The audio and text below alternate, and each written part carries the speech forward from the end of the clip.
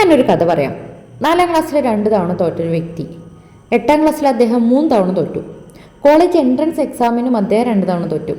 ഗ്രാജുവേഷന് ശേഷം അദ്ദേഹം ജോലിക്ക് വേണ്ടി അപേക്ഷിച്ചു. എന്നാൽ ഒന്നിനു പുറകെ ഒന്നായി അദ്ദേഹം 30 ജോലികളിൽ നിന്ന് അദ്ദേഹത്തെ റിജക്റ്റ് ചെയ്തു.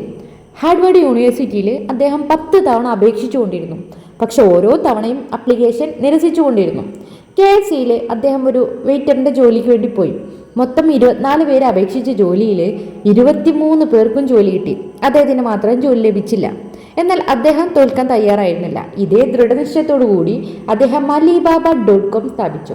അങ്ങനെ വളരെ കുറച്ചു കാലം കൊണ്ട് തന്നെ അത് ഈ ലോകത്തെ ബെസ്റ്റ് ലീഡിംഗ് ഇ-കൊമേഴ്സ് കമ്പനികളിൽ ഒന്നായി മാറി. പലതവണ തോൽവികളെ ഏറ്റുവാങ്ങേണ്ടി വന്ന ഈ വ്യക്തി അങ്ങനെ ചൈനയിലെ സമ്പന്നനായി മാറി. ഇന്ന് അദ്ദേഹത്തിൻ്റെ നെറ്റ് വർത്ത് ഏകദേശം $50 ബില്യൺ ആണ്. സുഹൃത്തുക്കളെ, തോൽവിയെയും തോൽപ്പിക്കുന്ന ഒരു ദിവസം വരും. അന്ന് നിങ്ങളുടെ വിജയം ആരംഭിക്കും.